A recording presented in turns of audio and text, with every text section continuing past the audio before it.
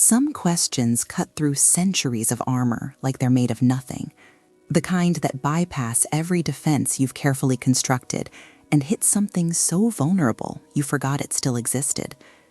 For King Theon, who'd spent 300 years being called the Beast King and had learned to wear that title like protective plating, that question came from the most unlikely source. A young scholar assigned to catalog his personal library asked it during a late-night research session, her voice curious rather than cruel, genuinely wanting to know, do monsters dream? She wasn't calling him a monster. She was asking about the wolf form he shifted into, about the beast half of his nature. But the question landed differently than she intended. Theon felt something crack open in his chest, something he'd kept locked away for so long he'd forgotten what it felt like to access it. And for the first time in 200 years, maybe longer, his face transformed into something he'd almost forgotten how to make, a smile. Not the practiced diplomatic expression he used in court, a real smile that reached his eyes and made him look devastatingly human, despite the immortal king reputation. The scholar noticed immediately, and her own expression shifted from curiosity to wonder, like she'd just witnessed something impossible and precious. Theon had been called the Beast King for as long as anyone living could remember. The name came from his ability to shift into a massive wolf, a gift or curse, depending on who you asked, that had been part of him since his 20th year. Back then, 3 centuries ago, he'd been a soldier, fighting in border wars that nobody remembered anymore. The shift had manifested during a battle when he'd been cornered and desperate, his body transforming into something powerful enough to survive what would have killed him human. He'd saved his unit that day, also terrified them. Shapeshifters were rare, usually feared, often killed when discovered. But Theon's commanding officer had seen potential instead of threat, protected him, helped him learn control, used his abilities strategically. Theon rose through ranks partly through skill, partly through the tactical advantage of having a warrior who could become a predator. By 30, he looked 25 and had stopped aging normally. The magic that allowed the shift also granted something like immortality, slow aging, rapid healing, the kind of resilience that meant surviving things that should be fatal. By 50, he was a general. By 70, through a combination of military success and political maneuvering following a succession crisis, he'd become king. That was 230 years ago, long enough that most people had forgotten he'd ever been anything other than the immortal Beast King. Long enough that he'd sometimes forgotten it himself. The centuries had taught him to embrace the title. Being feared was easier than being understood. Being called a beast meant people didn't expect warmth or connection or humanity. They expected strength and distance and decisive action. He could deliver those things. He'd built an entire persona around delivering exactly what the beast title implied. What he'd lost along the way was the memory of being anything else, of being Theon who dreamed and laughed and felt things deeply. That person had been buried under centuries of necessity and isolation. He'd convinced himself that person was gone, maybe never existed, was an indulgence an immortal king couldn't afford. Then came Alara. She was 26, a scholar from the Royal Academy who specialized in magical theory and ancient texts. She'd been assigned to catalog Theon's personal library, a collection spanning 3 centuries that had never been properly organized. Previous scholars had tried and failed, intimidated by the king's reputation or overwhelmed by the scope. Alara approached it differently. She wasn't intimidated because she was too focused on the work to remember to be afraid. She'd requested the assignment specifically because Theon's collection included texts nobody else had access to, resources that could advance her research significantly. She'd submitted a formal proposal explaining her methodology and expected timeline. Theon had approved it, partially because her proposal was impressively thorough, mostly because he was curious about someone confident enough to want to spend months working in his private quarters. She arrived on a Monday morning with notebooks and reference materials, and an intensity that suggested she'd forgotten she was about to work in close proximity to someone called the Beast King. Their first interaction set the tone. Theon had been in his study reviewing military reports when she knocked. He'd called for her to enter, expecting nervousness or excessive formality. Instead, she walked in, glanced at him briefly, said, "Good morning, Your Majesty," with perfunctory politeness, and immediately turned her attention to the bookshelves. "Where would you like me to start?" Her tone suggested this was purely logistical question, not request for royal approval. "Wherever makes sense for your system." He'd been caught off guard by her lack of deference. She'd nodded and begun examining the shelves, muttering to herself about organizational strategies. She worked for 3 hours straight before seeming to remember he was in the room. He'd watched her covertly, fascinated by someone so thoroughly absorbed in work that royalty became irrelevant background. When she finally looked up, she seemed surprised to still see him there. "I'm going to need access to your acquisition records to understand how the collection was assembled." "There are no acquisition records." She'd looked genuinely horrified. "You've been collecting books for 3 centuries without tracking provenance? That's archaeological tragedy." He'd almost smiled then. Almost. But centuries of habit kept his expression neutral. "I'll do my best to reconstruct it. But Your Majesty, this is going to take longer than I estimated." "Take whatever time you need." And she had. 3 months into the project, she'd established enough organizational structure that Theon could actually find specific volumes. 6 months in, she'd created a catalog system that cross-referenced by subject, author, and historical period. 9 months in, she was deeply embedded in his daily routine, working in his study while he handled correspondence, occasionally asking him questions about specific texts that turned into longer conversations about history and magic theory. The question about monsters dreaming came during one of those late-night sessions. It was past midnight, but both of them were absorbed. Ilara was researching shapeshifter magic, comparing historical accounts with contemporary theory. Theon was supposedly reviewing policy documents, but actually half listening to her mutter analysis to herself. The texts describe the shift as accessing a parallel consciousness, she said, not quite talking to him, not quite talking to herself. Like there's a wolf mind separate from the human mind, but that doesn't match other magical transformations where consciousness remains unified. She tapped her pen against her notebook. "I wonder if shapeshifters experience something like dreaming while shifted, if the wolf consciousness has its own internal life. Do monsters dream?" The question came out before she'd fully thought it through. Then she froze, realizing how it sounded. "Your Majesty, I didn't mean—" "I know what you meant." Theon's voice was quiet. "You're asking if the wolf part of me has autonomous experiences, if it dreams separately from my human consciousness." Ilara relaxed slightly. "Yes, exactly that." "Does it?" He considered the question seriously. Nobody had ever asked him that. In 300 years of shifting, of countless battles and hunts and transformations, nobody had thought to ask if his wolf form had its own interior life. They dream together, actually. The human and wolf consciousness aren't as separate as the text suggests. When I shift, I'm still me, still Theon, but I'm also accessing instincts and senses that feel like another layer of self. When I dream in wolf form, both parts of me are present. It's like dreaming in 2 languages simultaneously. She was writing frantically. "That's fascinating. That suggests consciousness integration rather than separation.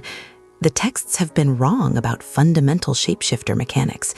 Your Majesty, has anyone ever studied your experiences scientifically?" "No," he said it flatly. "Most people are too afraid or too reverent to ask."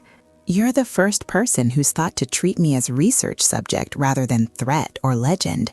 She looked up, meeting his eyes directly. "Would you let me study your shifting magic properly, document the experiences and sensory changes? It could revolutionize magical theory." "Why would I agree to that?"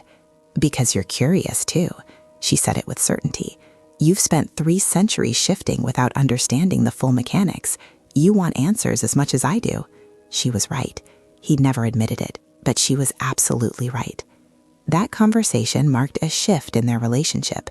Alara began formal research into his shapeshifter abilities. With his permission, she documented his transformation process, measured magical signatures, analyzed sensory differences between forms, asked hundreds of questions about what it felt like, how it worked, what instincts emerged. Theon found himself talking about things he'd never discussed with anyone. The way wolf form made colors different but scents overwhelming. The strange comfort of 4 legs and fur.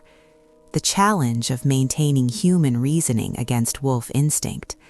The loneliness of being the only shapeshifter he knew.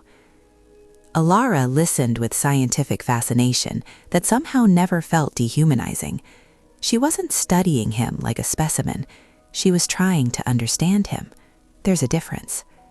Their working relationship deepened into friendship so gradually Theon didn't notice until it was already established. He started timing his schedule to be in his study when she was there. She started staying later because their conversations were more interesting than going home. They debated magical theory and argued about historical interpretation and found themselves talking about everything except work. Alara told him about her childhood in a small coastal town, about parents who'd supported her academic ambitions despite having no money, about winning scholarships through sheer determination, about the imposter syndrome that came with being a common-born scholar in spaces dominated by nobility. Theon told her things he hadn't told anyone in decades, about the loneliness of immortality, about watching everyone he'd cared about die, about building walls to survive that had become prisons, about forgetting what it felt like to be seen as Theon instead of the Beast King.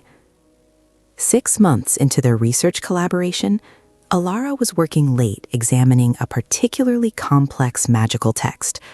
Theon was at his desk, supposedly handling correspondence, actually watching her read with an expression of intense concentration. "You're staring." She said it without looking up from her book. "I'm observing." "That's what you call it when you're being creepy." He felt his mouth twitch. Not quite a smile, but close. "You're very focused when you read. You stop blinking. It's concerning." She finally looked up. "I'm reading about pre-consolidation shapeshifter clans. Apparently there used to be entire communities of shifters before they were systematically eliminated. Your magic isn't unique, it's endangered." The weight in her voice made him set down his pen. "I know. I've spent 3 centuries being the last one, or at least the only one who'll admit it publicly. That must be incredibly lonely." He was quiet for a moment. Then, "It is, but I learned to accept it, learned to be complete without community." She studied him with those analytical eyes that somehow always saw too much. "I don't think you learn to be complete. I think you learn to be functional while incomplete. There's a difference." The observation was too accurate to be comfortable. He deflected. "This from the woman who works 70-hour weeks to avoid dealing with her own isolation?" "Touché." She smiled slightly. "We're both disasters, just well-organized ones. Maybe that's why this works. Because we understand each other's particular disasters."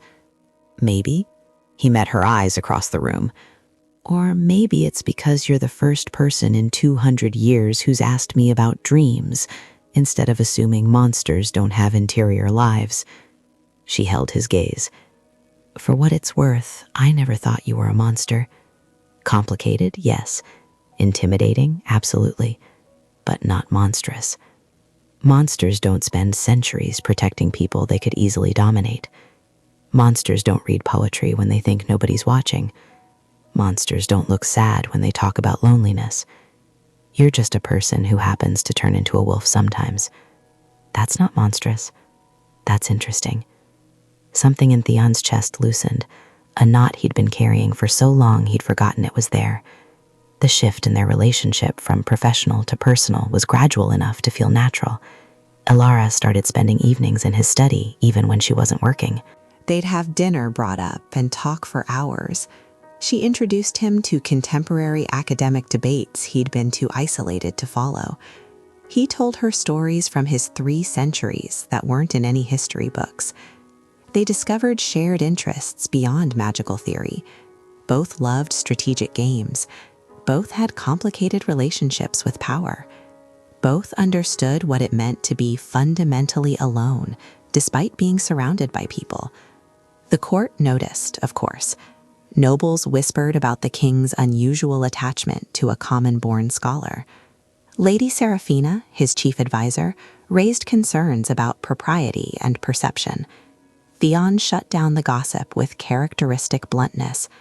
Alara is conducting valuable research and providing intellectual companionship I've lacked for decades. Anyone who has an issue with that can bring it to me directly. Nobody did. 8 months into their collaboration, Alara finished her primary research project. She'd compiled comprehensive documentation of shapeshifter magic that would revolutionize the field. She presented her findings to Theon first, nervous about his reaction. "This is going to be published. Your experience is documented for academic study. I want to make sure you're comfortable with that." "Why wouldn't I be?" "Because it's personal. Because I'm essentially writing about your interior life and making it public. Because once this is out there, you can't take it back." He reviewed her manuscript carefully. She'd been thorough but respectful, detailed without being invasive, scientific without being cold. "This is excellent work, and yes, I'm comfortable with publication. But Alara, I want something in return." She looked nervous. "What?" "Credit me as co-author. This is as much my work as yours. We did this together." Her face transformed with delight. "You want formal academic credit? An immortal king wants to be published in magical theory journals? I've never published before." "Seems like an interesting addition to my resume." She laughed, genuine and surprised. "Your Majesty, you're full of surprises." "Theon. If we're co-authors, you should call me Theon." She tested it carefully. Theon. Felt strange, but also right. "All right, Theon it is." Their paper was published 3 months later in the most prestigious magical theory journal in the kingdom. It caused immediate academic sensation. Scholars debated their findings, other researchers requested interviews. The work opened entirely new fields of study. Alara became professionally established overnight. Theon discovered he enjoyed academic discourse more than most royal duties. The success led to a second project, then a third. They became research partners, their names linked on multiple groundbreaking papers. The professional collaboration deepened personal connection until the line between colleague and friend and something more became impossible to identify. The turning point came during a winter evening 9 months into their partnership. They'd been working on their 4th paper, this one examining the psychological impact of immortality on magical beings. The research required Theon to be more vulnerable than he'd ever been in academic writing, to discuss depression and isolation, and the slow erosion of connection that came with outliving everyone. Alara had been gentle but thorough in her questioning. Now they sat in comfortable silence, fire crackling, snow falling outside the window. She was reading a novel she'd brought, curled up in the chair she'd claimed as hers. He was supposedly reviewing council reports, but actually watching her read. "You're doing it again," she said without looking up. "Doing what?" "Staring, observing, being creepy. Choose your terminology." She set down her book and looked at him directly. "Why do you do that? Watch me read?" "Because you make this space feel less empty." "Because you're the first person in 2 centuries who feels like home instead of obligation. Because I've spent 300 years alone and suddenly am not, and I can't quite believe it's real." He said it all before he could stop himself, before centuries of self-protection could kick in. Alara's expression softened. Then she stood, crossed to his desk, and did something that shocked them both. She took his hand. "I'm real. This is real. You're not alone anymore." He looked at their joined hands like he'd forgotten what physical connection felt like. Maybe he had. "Alara, I don't know how to do this." "Do what?" "Care about someone who'll die while I keep existing. Let someone close knowing I'll eventually lose them. Risk feeling anything when I've spent centuries learning not to." "You don't have to figure it all out tonight." She squeezed his hand gently. "Just acknowledge that whatever this is between us, it matters. That's enough for now." "It is enough. More than enough. But, Alara, you should know, if we keep building this, whatever this becomes, I'm going to fall in love with you, if I haven't already. Her breath caught. And you should know that I stopped seeing you as just research subject about 6 months ago. That somewhere between documenting your magic and understanding your loneliness, I fell for the person under the Beast King reputation. So if we're acknowledging things that matter, that's mine. The admission hung between them, weighty and precious. Then Theon did something he hadn't done in 200 years. He smiled. Not the practiced diplomatic expression, a real smile that reached his eyes and transformed his entire face. Alara's answering smile was equally genuine. For the first time in centuries, Theon felt human. Their relationship evolved from that moment, not quickly or dramatically, but with steady certainty. They continued their research collaboration, added evening dinners to their routine, started spending entire days together when royal duties allowed. Alara made him laugh regularly, something he'd forgotten he could do. He supported her academic work and celebrated her successes. They fought occasionally because both were stubborn and opinionated. They apologized and learned and grew closer. The court watched with fascination and varying degrees of approval. Some nobles thought the relationship was inappropriate. Others saw how the king had softened, become more accessible, seemed genuinely happy for the first time in anyone's memory.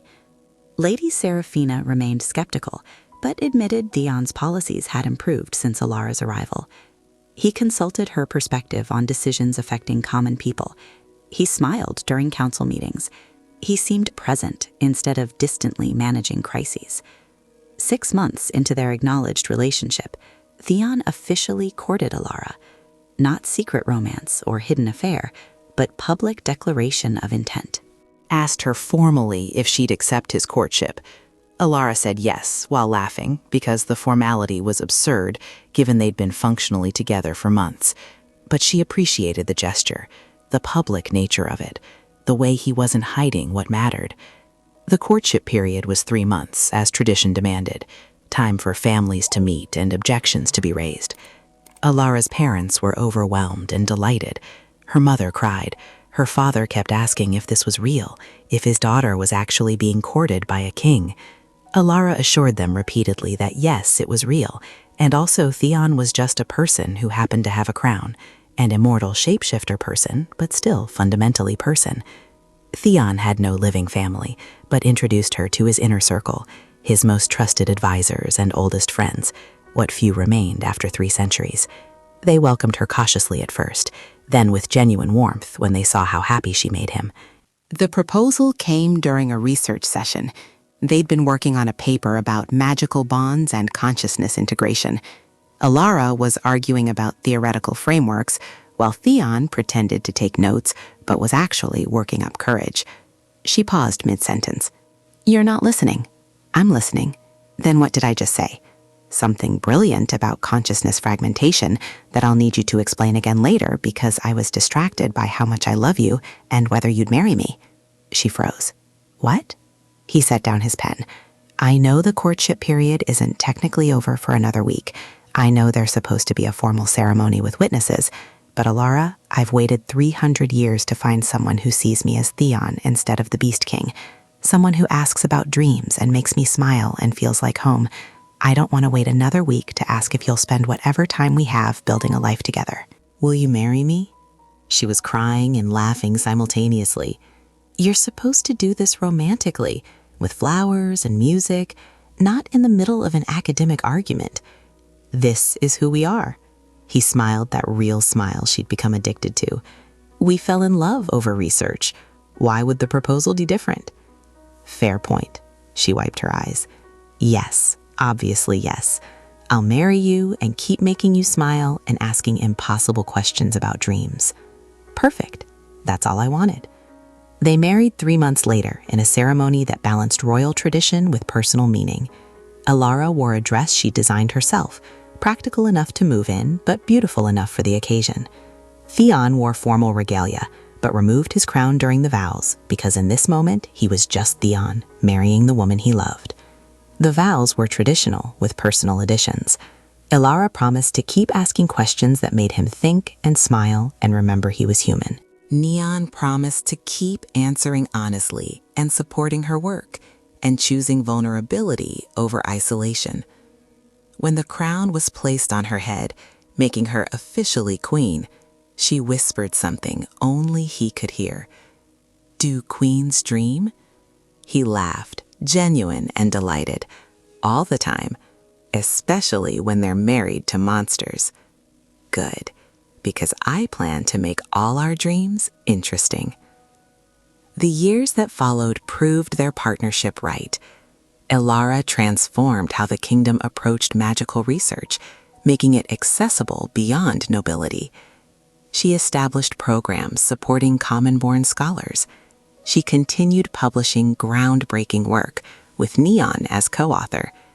Their collaboration was professional and romantic, and proved that sometimes the best relationships are built on intellectual respect as much as emotional connection.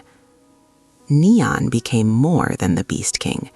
Still strong, still decisive, but also approachable. He laughed in council meetings when appropriate. He supported progressive policies Ilara championed. He let himself be human in ways 3 centuries of isolation had made impossible. They ruled as partners, their different strengths creating balanced governance. 10 years into their marriage, during another late-night research session that felt like coming full circle, Ilara looked up from her work. "Do you remember that night when I asked if monsters dream?" Every detail. It was the night I smiled for the first time in 200 years. She crossed to him, settled into his lap comfortably. "I've been thinking about that question, about how it changed everything. What about it?" I asked the wrong question. The right question wasn't whether monsters dream. It was whether the person I was falling in love with knew he wasn't actually a monster, that the Beast King thing was armor, not identity. He tucked hair behind her ear. "Took me a while to learn that, but you taught me." By asking questions and making me think, and refusing to let me hide behind reputation. By seeing Theon when everyone else saw the crown or the wolf. "Thank you for that." She kissed him gently. "Thank you for smiling, for letting me in, for being vulnerable enough to build this life together." They sat in comfortable silence, the scholar queen and the shapeshifter king, surrounded by books and research and the life they built together, living proof that sometimes the most powerful thing you can do is ask an honest question, that vulnerability transforms isolation into connection, and that everyone, even immortal kings, deserves someone who sees past armor to the person underneath, someone who makes them smile for the first time in centuries and keeps making them smile every day after. If this story reminded you that honest questions open doors and vulnerability creates connection, hit that subscribe button and ring the notification bell. Drop a comment with the word moon if you believe everyone deserves someone who sees past their armor. Share this video with someone who needs to know that asking the right question at the right time can change everything. Sometimes the most powerful thing you can do is see the person behind the reputation. Thanks for watching, and remember, we're all more human than the titles we carry, and sometimes it takes the right person asking the right question to help us remember that.